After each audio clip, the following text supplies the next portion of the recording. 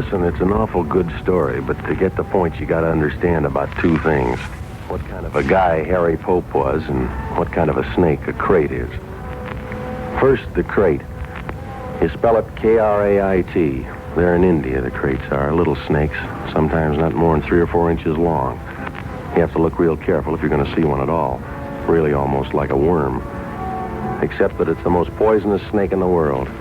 It can bite faster than a bumblebee, and when it does, you go up like a firecracker, swell up like a hot water bottle, and in fly the angels. Crate. Tiny little snake. Now about Harry Pope. Funny guy. He had it in for anybody who wasn't American, who didn't speak his language. He called them foreigners, and he called them that army word, gook. Didn't matter if they were French, Italian, or Japanese. Gook. Foreigner, he'd say. It's kind of buggy on the subject. Funny guy. Well, Harry and me, we got sent out to Bombay on this construction job, and that's where the trouble started. You see, except for the two of us, the crew was made up of local boys, Hindus and Muslims, 40 of them. Harry was like a cat in a room full of dogs, had his back up every minute. After a month or so, it began to wear him out. Got so his appetite wasn't right. He was smoking 3 and 4 packs a day, and he wasn't getting his sleep. I used to try to straighten him out. Used to tell him he was wrong. No, Woody, there's no use talking to you. Listen, Harry, they're all good boys. Why don't you take it easy? Woody, you and I are good friends, but there are a lot of things you just don't understand. You ought to take it easy, Harry. They're all human beings, just like you and me. They're gooks, Woody. Foreigners. Look, think about it this way. How'd you like your sister to marry one of them? I haven't got a sister, and anyway, you've asked me that before. Yeah, you see? You won't even make the effort to understand.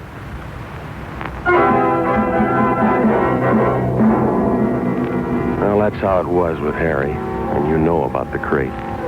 Now about what happened. It was June of last year. It was hot and sticky, even though the sun was down. I was putting on a clean shirt to go out. Oh, man, I'm really beat tonight.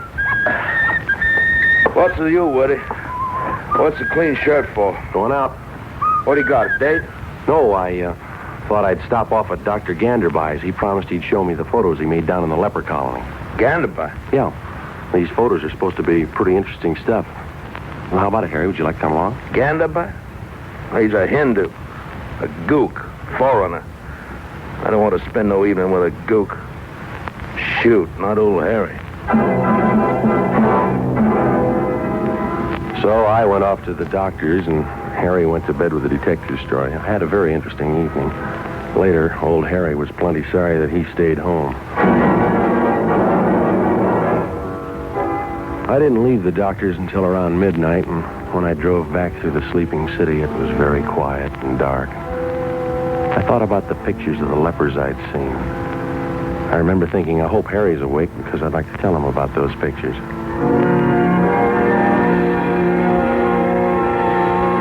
And when I got home, I was glad to see the light in his room was still burning. Harry, you up? I didn't get an answer. Probably fell asleep reading.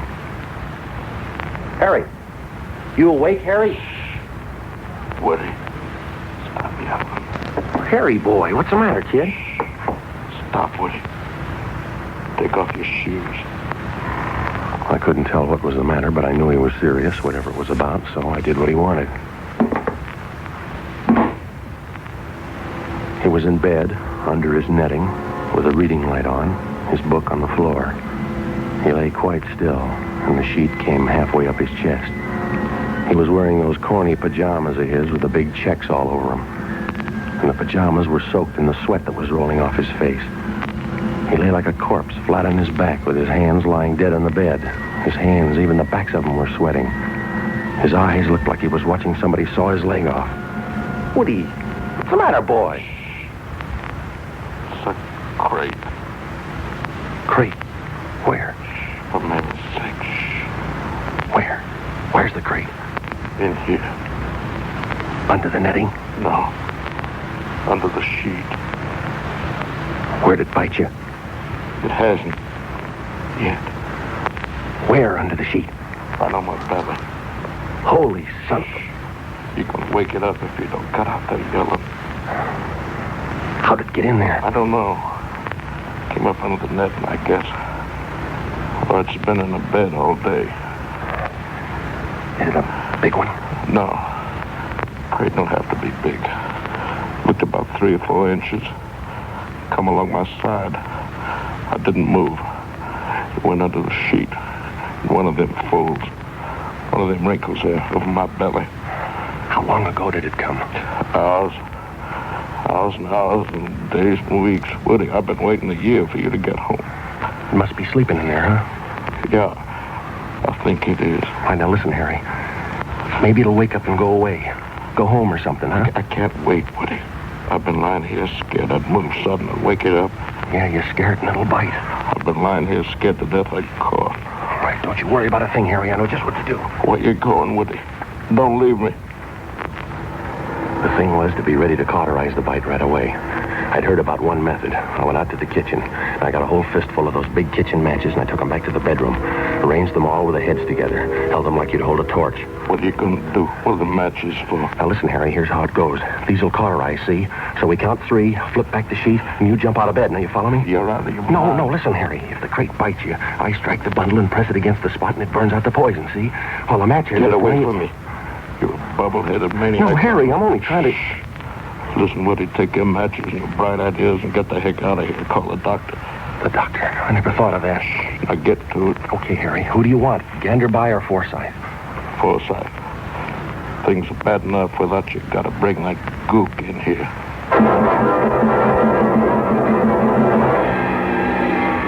I dug through the telephone book and I found Dr. Matson B. Forsyth's number and I dialed it.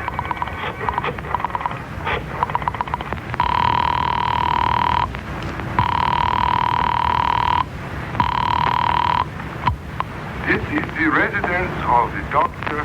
Matumbi Forsyth, please. Yeah, let me speak to the doctor. It's very urgent. Who is calling, please? Arthur Woods. Who? Woods. Arthur Woods. Spell, please. Woods. W. W. O. O. O. You have already said O. I have already written O. Have the kindness to give me the next letter, please. O. It's O after O. Please? Look, my name is Woods. Spell, please. W. O. O. D. W-O-O. Aha!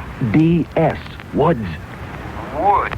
W-O-O-D-S. Mr. Woods. That's right. That's just right. Now, let me speak to the doctor, please. Sorry. Doctor not in. Call tomorrow. Across the room, Harry lay very still, sweating, trying to keep every muscle relaxed. His face was beginning to twitch a little. I was scared. If that twitch should spread, I called the doctor's house again. Please, I do not understand. Look, I said if you don't tell me where the doctor is, I'm going to come over there and pull your arms off, and then I'm going to take you by the neck and... The doctor is at the club, please. What club? The country club. Ring 673. Harry lay very still, fighting the twitches, trying to keep from jumping out of his skin, while I waited for the bartender at the club to locate Dr. Forsyth. After about 5 minutes and nothing, I got this. Are you there? Listen, Doctor, you got to get over here right away. This is Arthur Woods, and my partner. He's got a snake in the bed with him. Doctor? Would you mind repeating that, old boy? I said snake. He's got a snake in the bed with him. Snake? Oh, Jolly. I say, who is this? Is this Captain Smile speaking? Please, Doctor, you got to get over here right away. It's urgent. Smile, you can. You don't fool me. Not for an instant, you don't. Please, Doctor. Smoking bed. Listen, is this Dr. Forsyth speaking? Of course not. It's Colonel Harcourt. Oh, well, let me speak to the doctor, please. Oh, but you can't, old fellow. Why not? Why, he's jolly well passed out, don't you know? Passed out. Like a mackerel. Snake in the... Listen, Harry, you got to forget all this prejudice stuff. Ganderby's your only chance. No, he's a gook. He went to Oxford, Harry. He's a gook. It's him or the Undertaker. He's a gook. I'm going to call him, Harry. All right. Go ahead, call it. but he's a gook. I called him. And when I mentioned crate, he was quiet for a good 10 seconds, and then he said he'd be right over. And he was within 5 minutes. He was wearing felt slippers, and he moved silently into the bedroom.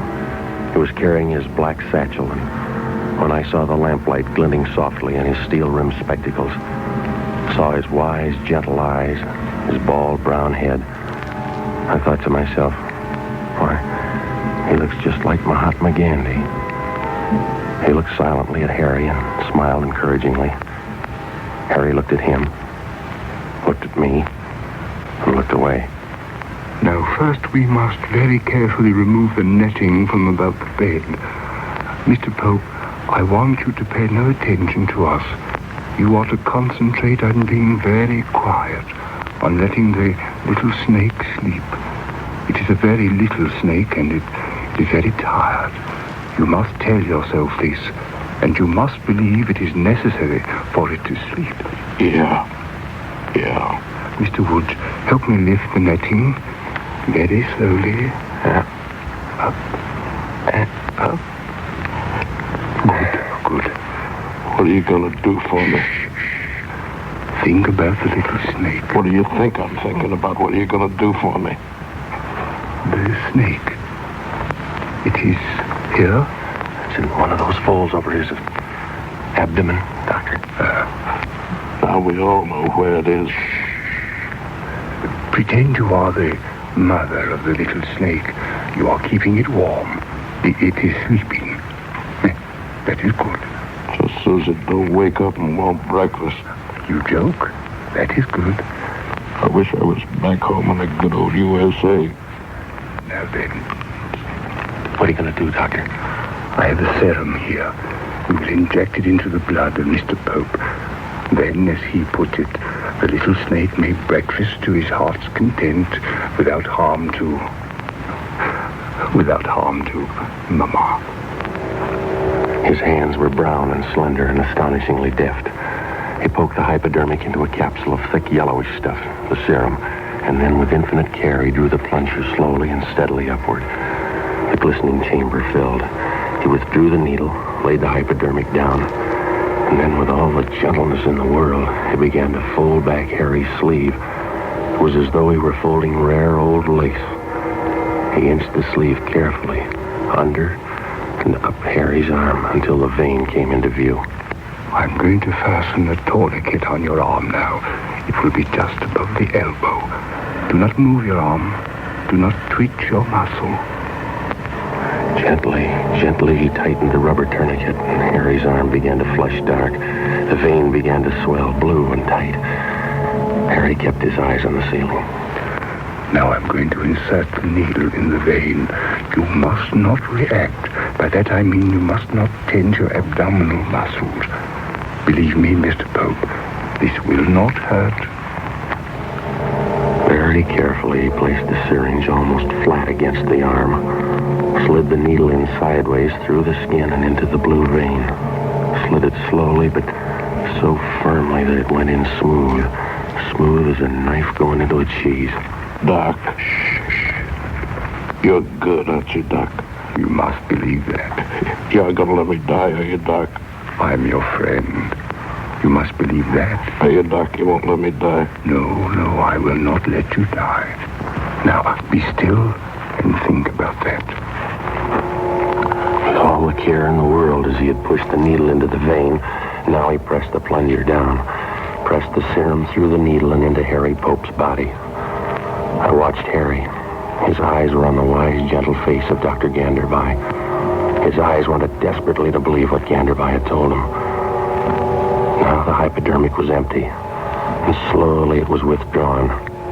And then slowly the deft, graceful little hands loosened the rubber tourniquet. And then Ganderby looked up, met Harry's eyes, and smiled. Harry tried to smile back, but the smile jumped and twitched and died. You're taking care of me, huh, Doc? Yes, my son. Now you must be still while the serum is pumped through your body. Be very still and be very assured. I'm your friend. Oh. The serum will save you. You will escape harm. He beckoned to me, and I followed him out of the room and out onto the dark porch. The air was heavy and hot. Ganderby stared out at the blackness, drummed his fingers softly on the railing. Your friend is in grave danger. Yeah? But the serum. You gave him the serum. I gave him the serum. It isn't any good. It is the finest known to medical science. And it is worthless. So there it was. Harry Pope, the man who had been an enemy of anyone and everyone who didn't come from his country or speak his language, was now halfway through death's door. And his only hope lay in a Dr. Ganderby of another race, another creed, another country, and another color. Now, for the first time in his life, Harry had made a gesture of friendship toward a person of another race. First time. And it seemed to me the last. No, my friend. The serum is worthless. So what can we do then? The snake is bound to wake sooner or later. Harry will move. He won't be able to help himself, and the snake will strike. We must think. Look, I'll shoot it. I can hold the gun low and flat so that even if I hit Harry, it won't be a penetrating wound, and I'll blow the snake sheet and all clear the bed, huh? But you don't even know which of the many folds and creases in that sheet is the harbor of the snake. Yeah. You might shoot the air. Yeah. You would most certainly wake the snake then. No, we can't do that. I think I have a solution, Mr. Wood. Yeah? We will anesthetize the snake. Yes. We will use nitrous oxide, or ether, or chloroform. I think the last. Chloroform, yes. We put the snake out right while he's lying on Harry? Is that the idea? That is it, Mr. Woods. Now, if you will please drive quickly down to my house, my boy will show you where I keep my supplies. The chloroform is in a bottle with an orange label. Orange label? Yes. Bring it back as quickly as you can. I will stay with Mr. Pope and try to keep him assured. He seems to like you. We all like the doctor when we are sick. I drove it as fast as I could. The houseboy at the doctor's thought I was a madman at first, but then he decided in my favor, showed me where the stuff was. I found the bottle with the orange label, smelled it to make sure, and then took off back to the house. I eased the car up the driveway and tiptoed into the bedroom. You're my friend, Doctor? My pal? Yes, I am your friend, and I am not going to let any harm come to you. Is Woody? He's my friend, too, Doc. Here's the stuff, Doctor. Woody, I've been on awful dope all my life. You know that, Woody? It's okay, Harry. You're going to be okay from now on. The doc here, my friend here, I didn't like him when he first came into the room. Why? Because he wasn't an American or even an Englishman. What do you know about that, huh? He's my friend. It's okay, Harry. You're going to be okay now, boy. I've been a prize dope. Mr. Wood, you'll have to help me. Right. He pulled a prescription pad out of his case, tore the cardboard backing off, and twisted it into a neat little funnel. He laid this on the edge of the bed. And then he took the piece of hollow rubber tubing which had been used as a tourniquet, and he began to slide it into the sheet. It went in where the sheet ended, across Harry's chest, and he slid it down. He slid it slowly, so slowly that although I was watching it, I didn't see it move. Hours seemed to crawl by. The tube inched invisibly on and down, down and down, past the unseen buttons of his jacket, past the unseen cord to his trousers, and then it stopped. Ganderby had sent it by a route which did not cross any of the creases in the sheet. He was being very careful not to prod the snake with it. He was sweating too now, sweating and biting his lip with his teeth. Funny, I remember now, one was gold. I remember staring at it while he inched that tube. Now the funnel. I fit it into the end of the tube and we are ready. Mr. Pope, this is going to be very cold. The evaporation of the chloroform will cause a sharp lowering of the temperature. You must be prepared for this. It will take rather a long time, another factor for which you must prepare yourself. The snake is a reptile, and reptiles do not react quickly to the anesthetics, which are intended for the use of warm-blooded animals. Bear these things in mind. Are you ready?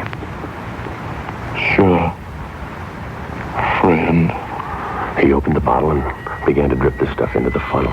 Slowly, very slowly, drop by drop, the clear liquid entered the tube and traveled a long, dark route to Harry Pope's stomach, where the crate lay sleeping. Drop by drop, a pale, swirling vapor hung over the funnel. Down there on the sheet where the tube ended, a wet gray patch began to spread, the chloroform spreading and evaporating, spreading and evaporating. The room began to reek of it. And I remembered other places and other times, hospitals, operations, the death of loved ones, smell of chloroform. Harry began to twitch now, his nose. He seemed to be in agony. Woody. Harry, what is it? I think I'm gonna sneeze. Don't do it, boy. Hang on, Harry. You gotta hang on. Don't. Ganderby looked at Harry's face. He reached up, pressed his knuckle against some nerve on Harry's upper lip, and the agonized look vanished. The relentless dripping of the chloroform continued. Harry was getting cold. I could see goose flesh along his arms, across the top of his chest where the jacket was open. Ganderby looked at this and stopped pouring. That is enough. I think our little friend should be thoroughly unconscious now. Mr. Pope, you must remain very still. We are going to remove the sheet now. Anything you say, Doctor. Mr. Woods, you take the other side. We will have to do this ever so carefully. We each took a side of the hymn. I watched Ganderby and did everything that he did. Harry's arms were still flat on the bed, pointing toward his feet. We inched the sheet under and free of these. It was rough, because we had to do it without disturbing the main area of the sheet. When it was free of his arms, we began to raise it slowly, gathering the material in our hands as we progressed ever so slowly down Harry's chest. We reached the end of his jacket. No sign of the snake. My hands were beginning to shake. Ganderby paused while I turned my head away for air. The odor of chloroform was stifling. And then we went on, slowly, thread by thread, raising the sheet and easing it away, down past the cord of his pajamas, and down, and still no sign of the snake. I'd stopped looking for it by now. I was concentrating on keeping my arms from shaking. And then, quite suddenly, we were done. Ganderby dropped the sheet on the floor. Harry lay on his back, not moving, but watching us with wide, terrorized eyes. Ganderby squinted at both sides of Harry, at his legs. Where is it? It is not as you supposed on the outside of your pajama pants. It must be up one of the legs.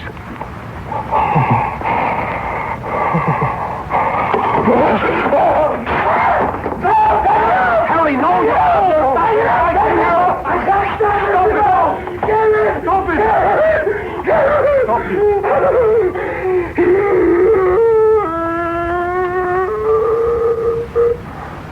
I don't see it. Kick those tatters of cloth, the remains of his pants. No, nothing. The bed. Under the bed. Yeah. Move your feet, Harry. Harry, move your feet. No, there's nothing. Mr. Pope, are you quite certain you saw a snake? Sometimes when we are very tired, we find our autosuggestive faculties run a bit out of hand. Are you calling me a liar? Why, no. I merely say that the autosuggestive... Are you telling me I'm a liar? Harry. Why, you lousy little quack. Call me a liar. You stink a little Hindu witch doctor with your fancy pants talk. Harry! Come in here sticking me full of your cheap, no-good medicine. Harry, don't! Pour that freezing cold up all over Harry, me. take it easy. Harry's your friend. My friend! That little hunk of foreign trash, my friend! Why, where I come from, where you guys live, taking like him for busboys. You make a mistake. You are wrong. Yeah, for Only busboys, for waiters, for nothing. You're a foreigner. You're a gook. You're a nothing. Why, I ought to beat you to a bloody pulp. You and your chloroform. You and your stuff about friendship and Mama Snake. And I must make out like I like you. I ought to split your head wide open, you gook. You gook, you gook, you gook. Please, Doctor, forgive him. He's been under a great strain. He doesn't mean it. A great strain, yes. He needs a good holiday. Good night, Mr. Woods.